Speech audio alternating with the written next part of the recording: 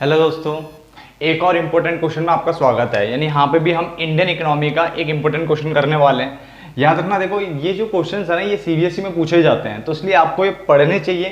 ठीक है, ये थोड़ा अलग से थोड़े क्वेश्चन हैं जो कि मैं आपको करवा रहा हूँ। ठीक है ना, तो हमें ये सारे क्वेश्चन हमें करने हैं, यानी हर एक अलग अलग वीडियो बना करके मैं क्वेश्चन कर रहा हूँ, और हो सके तो आगे जाकर मैं इंडियन इकोनॉमी के फुल नोट्स भी डालना शुरू करूंगा। ठीक है, बट उसके बावजूद ये जो क्वेश्चन होंगे ये अलग से ही है, उसमें अंदर इंक्लूड नहीं किए गए हैं। ये एक्स्ट्रा क्वेश्चंस में मैंने कुछ लिखवाए हैं, तो ये एक्स्ट्रा क्वेश्चन मैं आप सबको करा रहा हूँ, जो बच्चे अक्सर गूगल पे इन सब पे ढूंढते हैं। लर्न सीबीएसई की साइड इन सब पे मिल जाएंगे क्वेश्चन वैसे तो। ठीक है, तो देखो क्वेश्चन क्या है हमारे पास। Why was it necessary for developing country, developing यानी जो विकास के दौर पे चल रही है, यानी विकासशील बोलते हैं ना, तो developing countries like India to follow self reliance as a planning objective. यानी ये जरूरी क्यों है एक डेवलपिंग कंट्री के लिए जैसे इंडिया कि वो सेल्फ रिलायंस की तरफ जाए। सेल्फ रिलायंस मतलब खुद पे, यानी भरोसा करके खुद के यहाँ पे प्रोडक्शन करे, दूसरी कंट्री के ऊपर डिपेंड ना रहे। क्लियर, सेल्फ रिलायंस मतलब अपने आप पे डिपेंड रहे, दूसरे के ऊपर डिपेंड ना हो, ऐसी बनना चाहिए।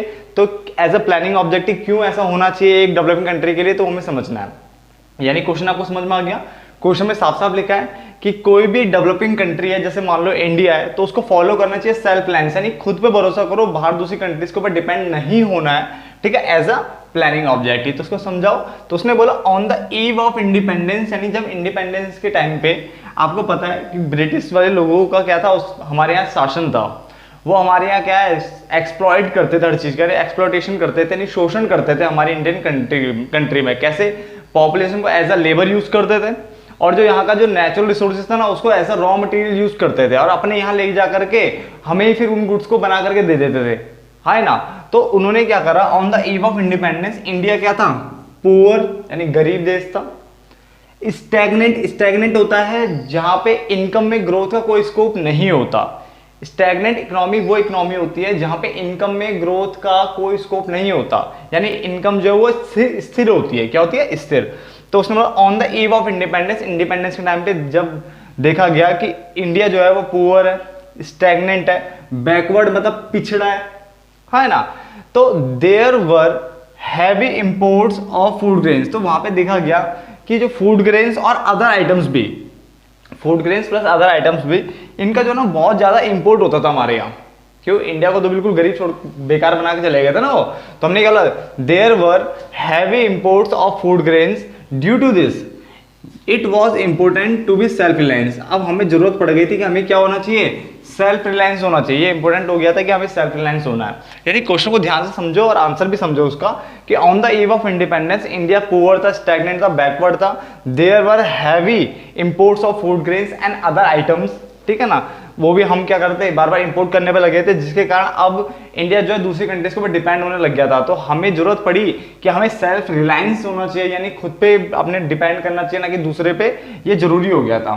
क्यों? क्योंकि जो फीचर्स बोलूं या बेनिफिट्स बोल सकते हो, यहाँ पर बेनिफिट ज्यादा अच्छा है। बेनिफिट ऑफ सेल्फ रिलायंस, यानी सेल्फ रिलायंस होने के बेनिफिट देखो कितने सारे हैं। पहली चीज, आप सेल्फ सफिशिएंसी इन फूड ग्रेन्स, यानी फूड ग्रेन्स अब आप खुद ही प्रोड्यूस कर सकते हो, खुद ही अपनी कंट्री के लिए पैदा कर सकते हो उन चीजों को। तो नहीं, सेल्फ सफिशिएंसी यानी दूसरे के ऊपर डिपेंड नहीं होना पड़ेगा फूड ग्रेन्स के लिए। ठीक है ना, अन्न यानी अनाज के लिए। डन। उसके अलावा आपका एक्सपोर्ट बढ़ जाएगा। अब जब खुद अपने घर पे आप प्रोडक्शन करना शुरू कर दोगे तो गारंटीड है आपके यहाँ गुड्स की जो पैदावार है बहुत ज्यादा हो जाएगी, तो आप एक्सपोर्ट भी कर सकते हो। तो एक्सपोर्ट आपका बढ़ेगा, और एक्सपोर्ट बढ़ेगा तो बाहर कंट्री से आपके पास क्या आएगा, आपके पास पैसा आएगा। ठीक है, जो कि आपकी इकोनॉमी को मजबूत बनाता है। जब बाहर से हमारे यहाँ करेंसीज आती है, फॉरेन एक्सचेंज आता है, यानी राइज इन एक्सपोर्ट। ठीक है, उसके अलावा फॉल इन फॉरेन एड, यानी बाहर से जो सहायता वायता लेते थे, फालतू चीजें होती थी ना, ये बाहर वालों का हस्तक्षेप कम हो जाएगा। And reduce dependence on import, और साथ ही साथ रिड्यूस हो जाएगा क्या, डिपेंडेंस, यानी जो आप डिपेंड थे इंपोर्ट के ऊपर वो भी क्या हो जाएगा, रिड्यूस हो जाएगा। विच इज पॉसिबल कब, अगर there is growth in domestic production. अगर आप डोमेस्टिक प्रोडक्शन बढ़ाते हो तो गारंटीड है इंपोर्ट क्यों करेंगे फिर, अगर हमारे घर पे ही वो प्रोड्यूस हो रही है चीजें तो हम इंपोर्ट नहीं करेंगे। यानी हमने 3 पॉइंट पढ़े। पहला, self sufficiency in food grains, number 1। Number 2, rise in export.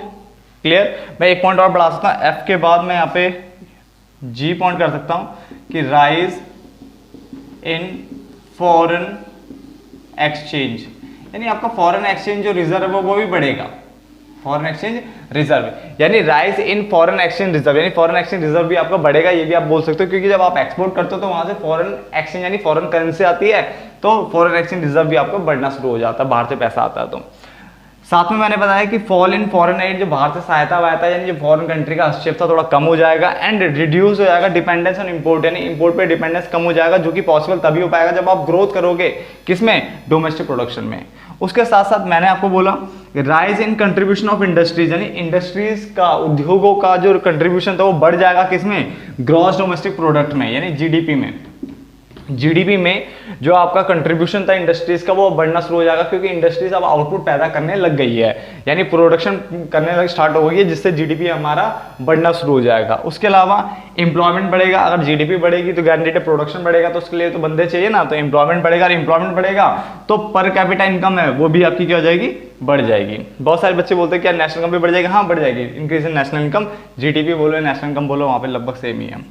तो हमने पॉइंट्स पढ़ लिया, फटाफट से एक बार रिपीट कर लेते हैं। मैंने कहा on the eve of independence, and independence के टाइम पे India was poor, stagnant and backward, there were heavy imports of food grains and other items, other products, ठीक है, other commodities, due to this it was important to be self reliance. Benefit या features of self reliance क्या है, number 1 पूछे जाएंगे तो आपको पता होना चाहिए सेल्फ रिलायंस के बेनिफिट क्या है। पहला self sufficiency in food grains, number 2 rise in export, number 3 rise in foreign exchange reserve, number 4 fall in foreign aid, number 5 reduce dependence on import which is possible when there is growth in domestic production, number 6 rise in contribution of industries in GDP, यानी GDP में उनका portion जो था, proportion जो था बढ़ने लग गया था, ठीक है, इंडस्ट्रीज का कंट्रीब्यूशन जो है वो बढ़ने लग गया था। उसके अलावा इंक्रीज इन एम्प्लॉयमेंट और increase in per capita income. तो अगर अब ये क्वेश्चन अगर आपके इसमें आते तो आप आराम से लिख सकते हो, कोई छोड़ेगा नहीं इस क्वेश्चन को, ठीक है। तो मिलते हैं फिर एक नेक्स्ट क्वेश्चन में, जहाँ पे एक और इंपॉर्टेंट क्वेश्चन लेके आएंगे, तब तक के लिए धन्यवाद दोस्तों।